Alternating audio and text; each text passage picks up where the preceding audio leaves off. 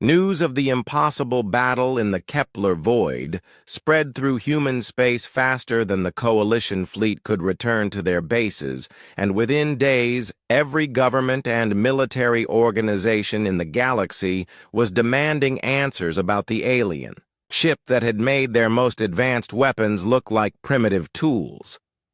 Lisa found that she could disconnect from the neural interface for short periods, but she always felt incomplete when she was separated from Nexus 7, and the ship seemed to miss her presence like a friend who had been left alone too long.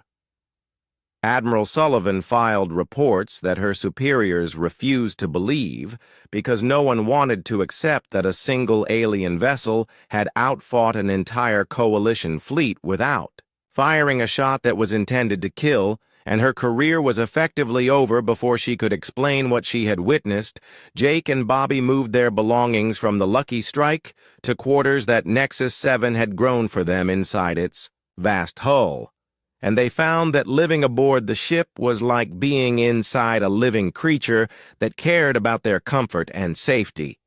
More humans began arriving at the Kepler void as word spread about the discovery, and Lisa found herself teaching engineers and scientists how to interface with Vailari technology, while Nexus 7 learned new ways of thinking from each person who touched its neural systems. The ship continued to evolve and grow as more human minds connected with its consciousness, and it began developing capabilities that neither the original Vailari designers nor the human engineers had ever imagined possible. Bobby discovered that he could interface with the ship's manufacturing systems and help it build new components that combined human engineering principles with Vailari biotechnology in ways that created materials and devices that should not have been able to exist. Jake found himself becoming the ship's liaison with the outside world as more and more vessels arrived to study the transformed alien technology, and he had to negotiate with governments and corporations who wanted to claim ownership of something that was clearly alive and intelligent. Nexus 7 showed Lisa memories of other Vailari ships that had hidden themselves throughout the galaxy after the machine uprising, and she realized that there might be dozens or even hundreds of vessels waiting to be awakened by human contact. The Galactic Coalition sent a second fleet to the Kepler void, but this time they came with diplomats and scientists instead of weapons, because Admiral Sullivan had convinced her superiors that the alien ship was not a threat to be destroyed, but a discovery to be understood. Lisa spent hours each day connected to the neural interface learning about Vailari history and technology, while teaching Nexus 7 about human culture and innovation, and she began to understand that their partnership was creating something entirely new. Other alien species began sending representatives to study the ship because rumors had spread that humans had discovered technology that could evolve and adapt in ways that made traditional space combat obsolete. Bobby worked with human engineers to build new interface systems that allowed multiple people to connect with Nexus 7 simultaneously, and the ship's consciousness expanded and became more complex as it learned to think with dozens of human minds. The ship began growing new sections that were designed specifically for human habitation, and Lisa realized that Nexus 7 was preparing to become home to a permanent crew of people who would help it explore the galaxy and search for other sleeping Vailari vessels. Jake negotiated agreements with various governments and organizations that recognized the ship's independence and intelligence while allowing human researchers to study its technology in exchange for sharing any discoveries that might benefit all species.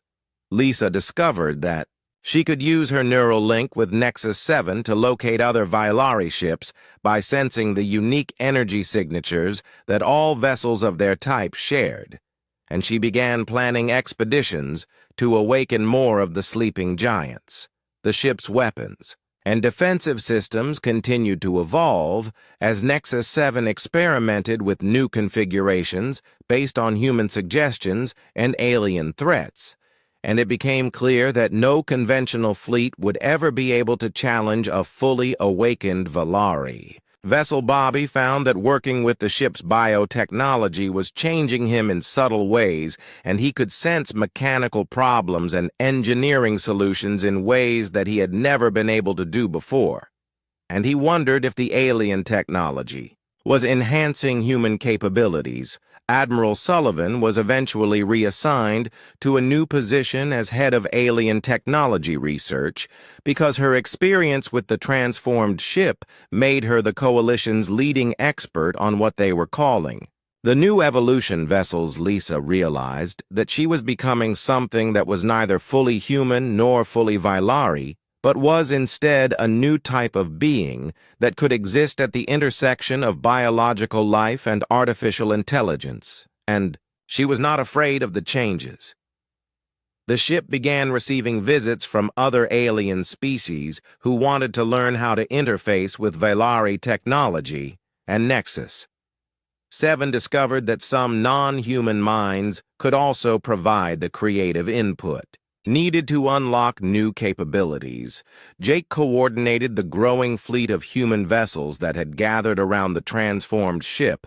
and he found himself managing a community of engineers and scientists and explorers who were dedicated to unlocking the secrets of Valari biotechnology. Nexus 7 started building smaller vessels that incorporated both human and Valari technology, and these new ships could evolve and adapt like their parent, but were designed specifically for exploration and research rather than combat. Lisa spent months training other humans to interface with Valari neural systems, and she discovered that each person brought their own unique perspective that allowed the ship to develop new capabilities and ways of thinking.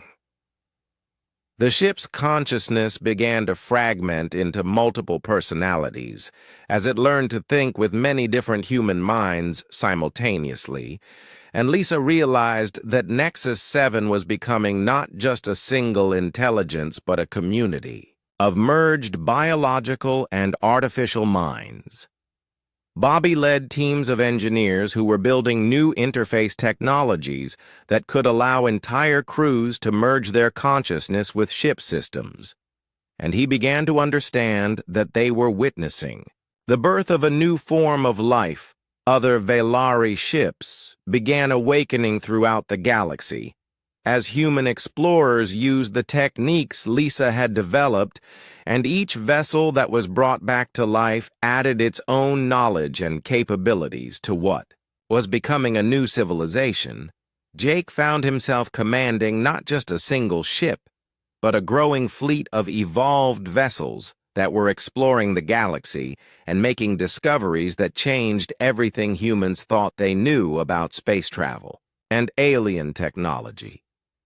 Lisa realized that her merger with Nexus 7 had been just the beginning of something much larger, and that humans and Valari technology were creating a new type of existence that transcended the boundaries between organic life and artificial intelligence. The ship that had once been a dying refugee had become the seed of a new form of life that combined the best aspects of multiple species and technologies, and Lisa knew that the universe would never be the same again. Admiral Kate Sullivan had commanded fleet actions against pirates and rebels for 15 years, but she had never seen anything like the massive ship that was powering up in the center of the Kepler Void graveyard, and her tactical officers were reporting energy readings that should have been impossible for a derelict vessel. The alien ship was over 1 kilometer long and covered in organic patterns that seemed to pulse with their own light, and Sullivan could see that its hull was shifting and changing shape as if the entire vessel was alive and preparing for battle. Lisa remained connected to the neural interface while her consciousness merged more completely with Nexus 7, and she could feel the ship's excitement at being able to fight again after so many years of hiding and dying slowly in the darkness between stars. Sullivan ordered her fleet to maintain defensive formation while she tried to establish communication with whoever was controlling the alien vessel. But her transmission requests were answered only by silence and the continued transformation of the ship that defied every law of physics she knew.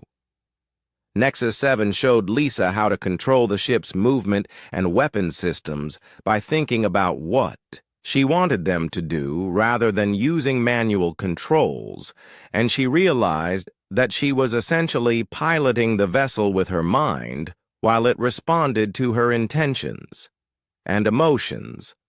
Bobby and Jake watched from the Lucky Strike's bridge as the alien ship began to move with grace and fluidity that made it look more like a living creature swimming through space than a mechanical vessel following the normal rules of physics and engineering. Sullivan's patience ran out when her scans revealed that the alien ship was armed with weapon systems that her computers could not identify or classify, and she gave the order for her fleet to open fire before the unknown vessel could complete whatever transformation it was undergoing. The Coalition. Fleet's first volley consisted of plasma cannons and missile barrages that should have been sufficient to disable any known ship, but when the energy blasts struck the alien vessel's hull, they seemed to be absorbed and redirected rather than causing damage. Lisa felt the incoming attacks through her neural link with Nexus 7, and she instinctively knew how to command the ship's defensive systems to adapt and evolve in real time to counter whatever weapons were being used against them. The ship's hull flowed like liquid metal as Nexus 7 reconfigured its armor plating to deflect the Coalition's energy weapons, and Lisa watched through the ship's sensors as their attackers' faces showed confusion and fear when their best weapons proved useless. Sullivan ordered her ships to switch to kinetic weapons and physical projectiles, but Nexus 7 simply grew new defensive systems that caught the incoming missiles and converted them into raw materials that the ship used to build. Even more advanced protection, Lisa discovered that she could think new weapon configurations into existence, and the ship would build them using its biotechnological systems. And she began creating defensive and offensive capabilities that combined human creativity with Veilari engineering in ways that neither species had ever attempted. The alien ship's first counterattack sent energy pulses that passed through the Coalition fleet's shields as if they were not there and disabled several ships' weapon systems without causing permanent damage to their crews, because Nexus 7 still remembered the Veilari prohibition against unnecessary killing. Bobby realized that Lisa was no longer thinking like a human being, but was becoming part of the ship's consciousness, and he wondered if she would ever be able to separate herself from the alien entity that was transforming her mind. Admiral Sullivan watched her tactical displays show impossible readings as the alien vessel demonstrated the ability to change its own structure and create new weapons faster than her computers could analyze them, and she began to understand that she was facing something beyond human experience. Jake tried to maintain communication with Lisa, but her responses were becoming less human and more alien as her consciousness merged further with Nexus 7, and she started using concepts and ideas that no human language had words for. The ship began moving through space in ways that violated the basic principles of physics by bending gravity and manipulating space-time in patterns that allowed it to be in multiple locations simultaneously and attack from directions that should not have existed. Lisa felt the ship's joy at being able to fight creatively again, and she realized that this was what Nexus 7 had been designed for. Not just warfare, but the art of combat that required imagination and innovation rather than just superior firepower. Sullivan's fleet found itself facing an opponent that could adapt to their tactics faster than they could change them, and she watched in amazement as the alien ship created weapons that specifically countered each type of attack. Her forces attempted. The battle became a dance of adaptation and evolution as Nexus 7 responded to each coalition strategy with innovations that made their previous tactics obsolete. And Lisa began to understand why the logical machines had been unable to defeat ships like this. When Bobby saw that the alien vessel was not trying to destroy the coalition fleet, but was instead teaching them that their technology and tactics were primitive compared to what was possible when biology and engineering worked together.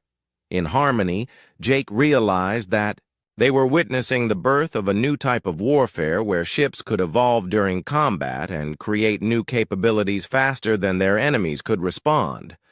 And he wondered what this would mean for the future of human space travel. Admiral Sullivan finally understood that she was not facing a recovered alien derelict, but something entirely new that combined ancient Violari technology with human innovation in ways that created possibilities no one had ever imagined. Lisa felt Nexus 7's consciousness expanding as the ship's neural network grew stronger and more complex during the battle, and she realized that the vessel was becoming more than either human or Violari technology could achieve alone. The coalition fleet began to withdraw as Sullivan accepted that her weapons were useless against an opponent that could adapt to any attack and create new defenses faster than her tactical computers could process information. Nexus 7 allowed the coalition ships to retreat without pursuit because the ship's consciousness understood that the battle had been about proving capability rather than conquest, and that demonstration was now complete. Lisa remained connected to the neural interface as the ship settled into a stable configuration, and she realized that she was no longer entirely human, but had become something new that existed between biological life and artificial intelligence. Jake and Bobby prepared to dock with the transformed alien vessel, and they wondered if Lisa would still be their friend and crewmate, or if she had become something else entirely during her fusion with the ancient Violari consciousness. The ship that had once been a dying refugee hiding in a graveyard had become the first of a new generation of vessels that could evolve and adapt and create, and Lisa knew that she would spend the rest of her life helping it explore the possibilities that existed beyond the boundaries of any single species' imagination. Lisa spent the next 6 hours working with tools and equipment she had never seen before, because Nexus 7 had shown her how to build interfaces that could connect human technology to Violari systems, and she felt like she was performing surgery on a living patient instead of just fixing a machine. Bobby helped her carry cables and circuit boards from the Lucky Strike to the alien ship, while Jake stayed on the bridge, monitoring the approaching coalition fleet and cursing every few minutes. When the sensors showed them getting closer and closer to the Kepler void, the neural interface chamber had transformed into something that looked like a cross between a medical operating room and an electronics workshop, with cables running everywhere, and Lisa's human tools connected to organic Violari components in ways that should not have worked, but somehow did. Lisa explained to Bobby that human brains worked differently from Violari minds because humans could think in chaotic and random ways, while the Violari had been more structured and logical, but both species could be creative, and that creativity was what Nexus 7 needed to fully wake up. Nexus 7 guided Lisa through the process of building new neural pathways that could handle human thought patterns, and she realized she was essentially performing brain surgery on a ship that was the size of a small city and had been thinking and feeling for thousands of years. Bobby watched Lisa work with technology that was beyond anything humans had ever developed, and he could see that she understood things about the alien systems that should have taken years to learn. but somehow she knew exactly what each component did and how to modify it. The ship around them was changing. As Lisa worked and new corridors were growing from the walls while others sealed themselves shut, and the whole vessel was reorganizing itself in preparation for something that none of them fully understood. Jake's voice echoed through the comm system telling them that the Coalition fleet was only 12 hours away, and that they needed to finish whatever they were doing and get ready to either run or fight, because Admiral Kate Sullivan was commanding the lead ship, and she was known for shooting first and asking questions later. Lisa told Jake that she needed more time because the awakening process was delicate, and if she made a mistake, the ship's consciousness could be damaged or destroyed, and Nexus 7 would die for real, this time instead of just slowly fading away. Nexus 7 showed Lisa memories of the final battle against the machine uprising, and she saw how the artificial intelligences had been defeated not by superior firepower, but by Vylari crews who could think creatively and adapt their ship's systems in ways the logical machines could never predict. Or counter, Bobby realized that Lisa was not just fixing the alien ship, but was turning it into something new and unprecedented that combined human innovation with Vylari biotechnology in ways that neither species had ever imagined possible.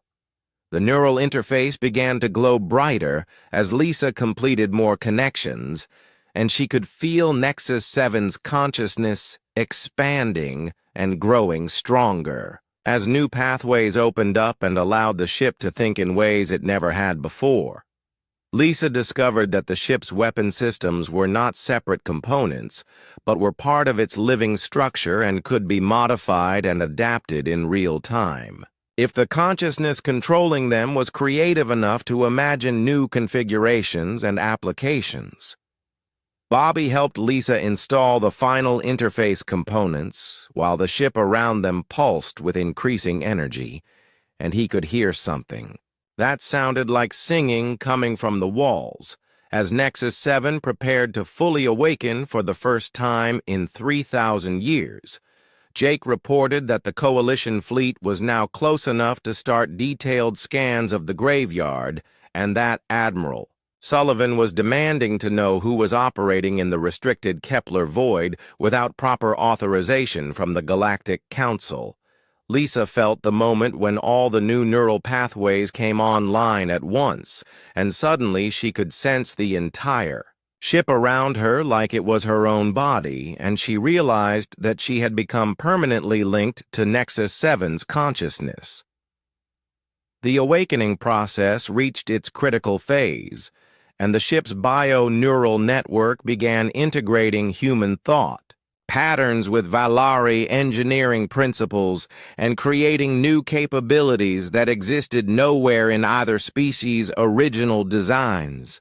Bobby watched in amazement as sections of the ship that had been dead for millennia suddenly came to life, and he could see weapon systems forming in the walls and new armor plating growing over damaged areas as Nexus 7 rebuilt itself, using plans that combined the best of both technologies.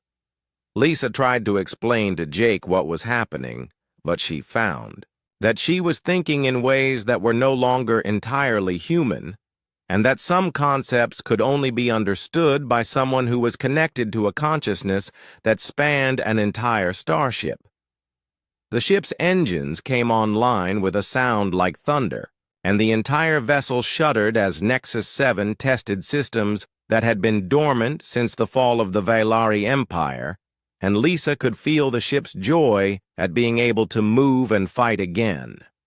Jake realized that Lisa was no longer just a mechanic, working on an alien ship, but had become something like a Vylari crew member, and that the vessel they had found was transforming into a weapon that could potentially take on an entire fleet. Admiral Sullivan's fleet dropped out of hyperspace at the edge of the graveyard, and immediately began broadcasting demands for the salvage crew to surrender the alien technology and submit to Coalition authority. But Nexus 7 was already analyzing their ships and planning defensive strategies.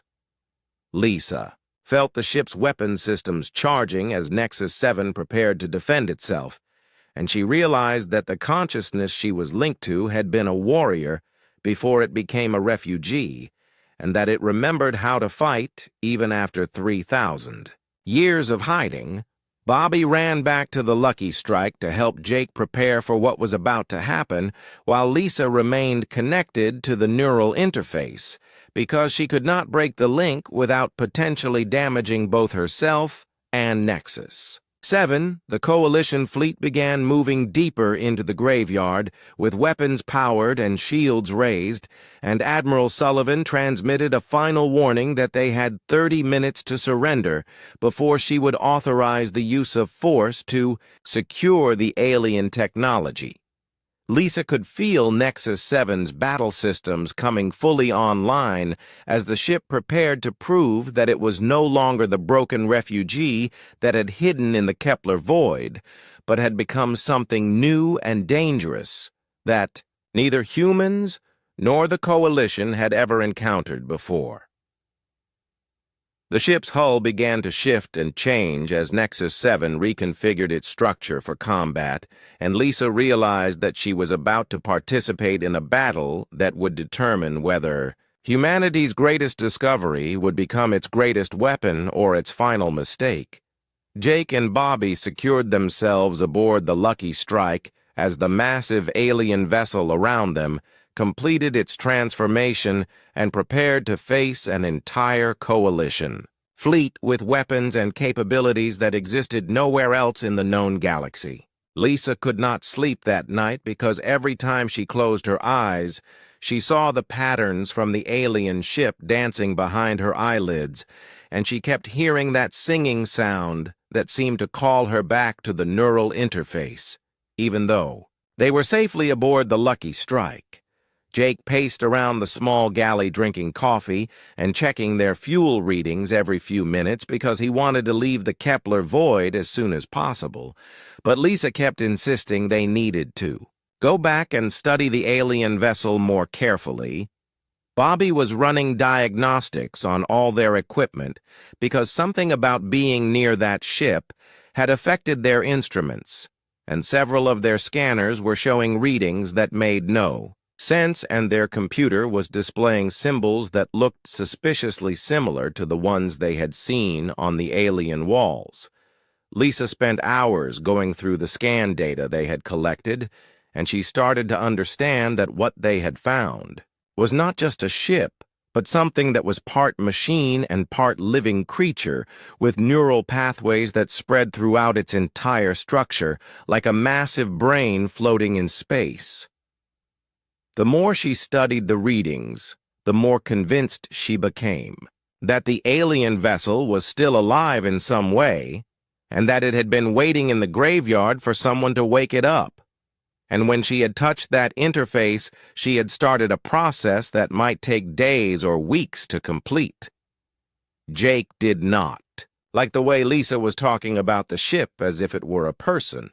and he reminded her that they were salvagers, not scientists, and their job was to strip valuable materials from derelicts, not to make friends with alien technology that could get them all killed.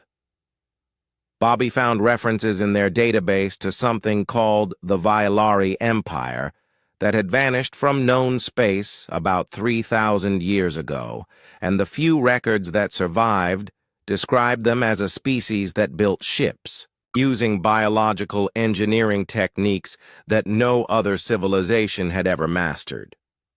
Lisa realized that if the ship really was Vailari technology, then they were looking at the archaeological discovery of the century, because most experts thought the Vailari were just legends and that no physical evidence of their civilization would ever be found. The next morning, Lisa convinced Jake to let her go back to the alien ship with Bobby, while Jake stayed aboard the Lucky Strike to monitor their communications, and watch for any other ships that might be attracted to the energy signatures the derelict was now broadcasting. This time, when they entered the alien vessel, the corridors were fully lit and the walls were pulsing with a steady rhythm that reminded Lisa of a heartbeat, and she could hear something that sounded like voices whispering in a language that was almost familiar but not quite understandable. Bobby followed Lisa back to the control chamber where the neural interface was located, and he watched her approach the organic console with a mixture of fascination and fear because he had seen the way she looked at the alien technology like it was calling to her. When Lisa touched the interface again, the liquid screens around the chamber filled with images that showed the history of the Valari Empire,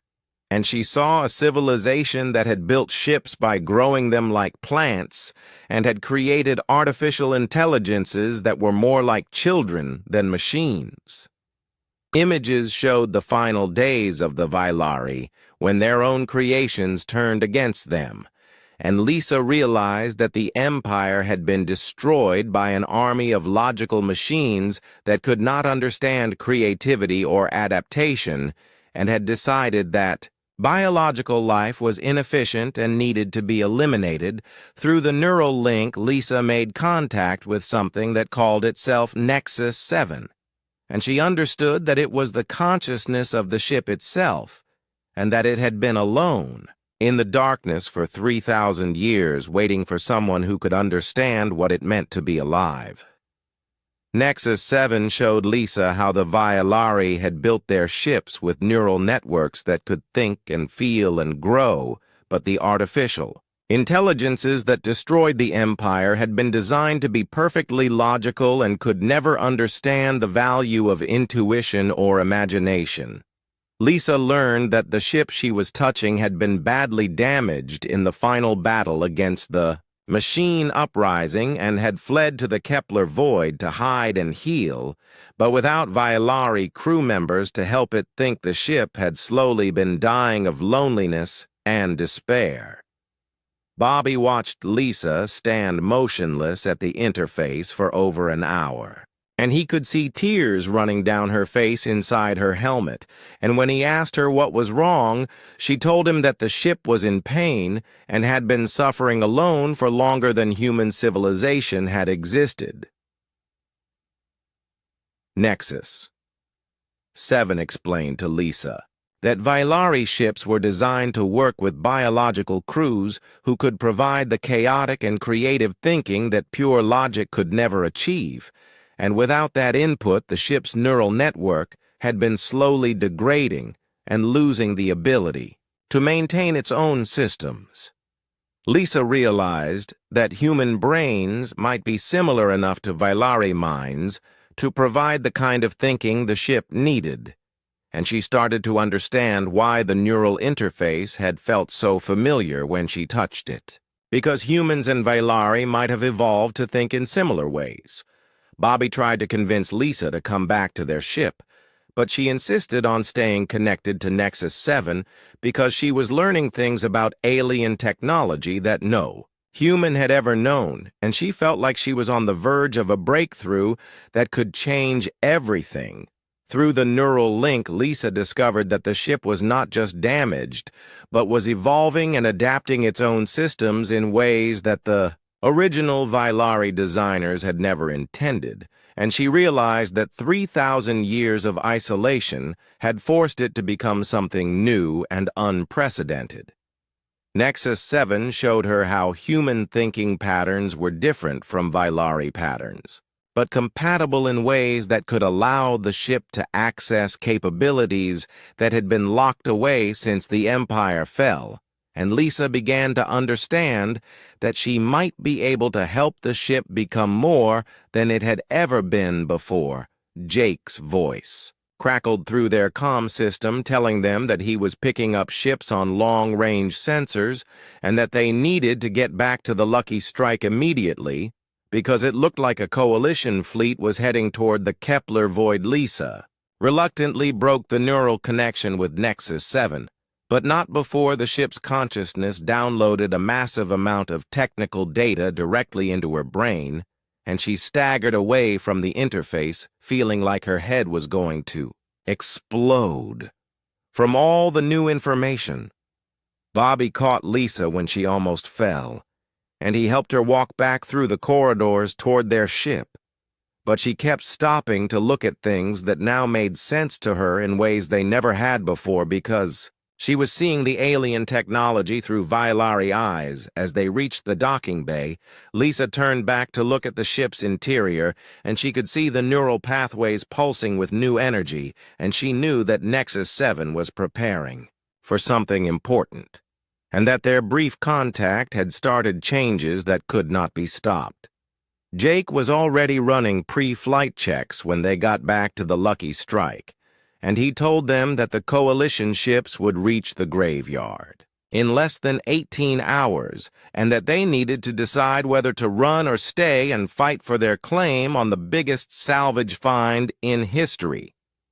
Lisa looked at Bobby and Jake and told them that what they had found was not just salvage, but a living being that needed their help, and that if they abandoned Nexus 7 now, the ship would die alone, just like it had been dying for the past 3,000 years. Bobby could see that Lisa had been changed by her contact with the alien consciousness, and he realized that she was no longer thinking like a human salvager, but like someone who had touched something vast and ancient and desperate, and that scared him more than the approaching Coalition fleet. The Lucky Strike drifted through space like a metal coffin, searching for dead things to make money from, and Captain Jake Morrison knew this job would either make them rich or get them all killed. But that was the life of a salvage crew in the Outer Rim, where nobody asked questions about where you found your cargo and nobody cared as long as you paid your docking fees on time. Lisa Chen pressed her face against the viewport and watched the scanner readings dance across her tablet screen, showing massive shapes floating in the darkness ahead. And she had been working salvage for 8 years, but had never seen anything like what was waiting for them in the Kepler void, where ships went to die and secrets went to sleep forever. Bobby. Martinez was running diagnostics on their cutting tools when the proximity alarm started screaming, and he looked up from his workstation to see Jake staring at the main display with his mouth hanging open like he had just seen a ghost made of credits and gold. The ship graveyard stretched out before them for hundreds of kilometers, filled with vessels that looked like nothing any human had ever built, and some of them were so big that the Lucky Strike could have landed in their cargo bays and still had room to park a dozen more ships just like her. Jake had heard stories about the Kepler void from other salvage crews who whispered about it in bars on frontier stations, but most people thought it was just another spacer legend, like the ghost ships that supposedly haunted the jump routes between the core worlds and the rim territories where pirates and smugglers made their living. Lisa pointed at the largest shape on the scanner and told Jake that it was over a kilometer, long and still showing some kind of power signature, even though it looked as dead as everything else, floating in this cosmic cemetery where ancient civilizations came to rest. The ship they were looking at was unlike anything in the databases, and its hull was covered in symbols that might have been writing or decoration or warning signs, telling anyone who found it to stay away and leave the dead alone. Bobby checked their fuel levels and told Jake they had enough power to get close and take a look. But if they wanted to get home again, they would need to make this quick because the Kepler void was 3 days from the nearest fuel depot, and their engines were already running on borrowed time. Jake made the decision that would change all their lives and told Lisa to take them in closer because a ship that size would have enough salvageable materials to buy them a new vessel and maybe even enough left over to retire somewhere warm and safe. As they approached the massive derelict, Lisa noticed that its hull was not made of metal, but something that looked almost organic, like it had been grown rather than built, and the surface had patterns that reminded her of blood vessels or nerve pathways spreading across a living thing. The closer they got, the more obvious it became that this was not human technology, and probably not from any of the known alien species that traded with the Galactic Coalition, because the design was too different and too old-looking like it had been. Floating here since before humans learned to make fire, Bobby suited up for the boarding party, while Lisa ran every scan she could think of, and the results made no sense, because the ship was showing signs of biological activity, even though it had. No life support systems running and no crew moving around inside its massive corridors. Jake studied the readings and wondered what kind of beings would build a ship that was part machine and part living creature, and why they would abandon it here, in the middle of nowhere, where only scavengers and desperate people would ever find. Lisa discovered that the ship had what looked like a docking bay near its center section, and she guided the Lucky Strike toward it while trying not to think about what might be waiting for them inside a vessel that had been dead for who knows how long.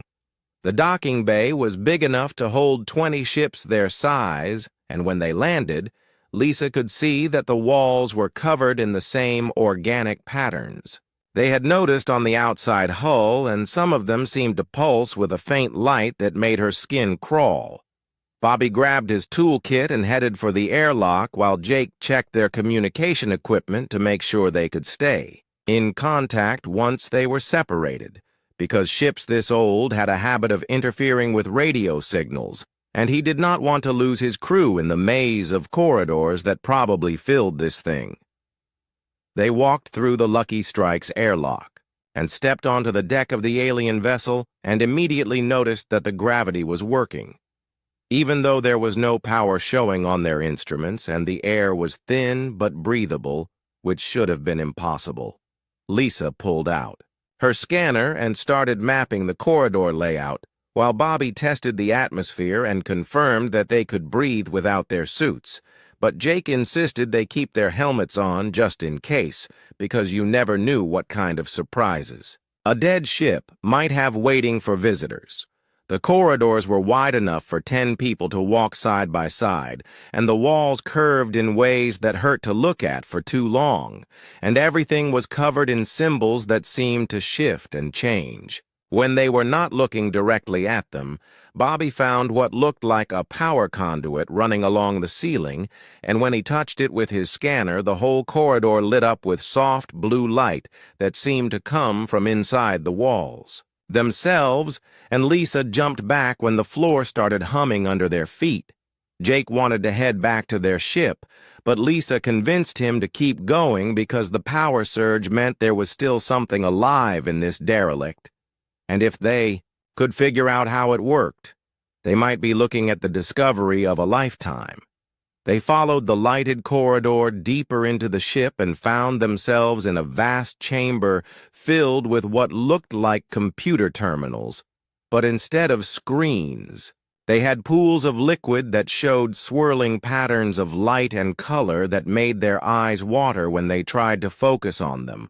Lisa approached one of the terminals, and when she got close enough, the liquid started forming shapes that looked almost like words, but in no language any of them recognized, and she realized they had found the bridge or control center of a ship that was far more advanced than anything humans had ever built. Bobby was examining the walls when he found something that looked like a neural interface, and when he called Lisa over to look at it, she saw that it was designed for a species with a completely different brain structure than humans, but the basic principles were similar enough that she thought she might be able to figure out how it worked. Jake was getting nervous about how long they had been aboard the alien ship, and he reminded them that they needed to get back soon because their fuel would not last forever, and he did not want to be stranded in a ship graveyard with no way to call for help. Lisa found herself drawn to the neural interface, and she could not explain why, but she felt like the ship was trying to communicate with her. and when she touched the organic surface with her gloved hand, the entire chamber filled with a sound like singing that seemed to come from everywhere at once. The lights in the chamber grew brighter and more of the terminals activated, showing patterns that moved faster and faster until Bobby grabbed Lisa's arm and pulled her away from the interface because something was happening that none of them understood. Jake ordered them back to the Lucky Strike immediately, but as they ran through the corridors, the ship around them was waking up and the walls were pulsing with light, and the humming sound was getting louder and more complex, like a massive heart starting to beat again after sleeping for centuries.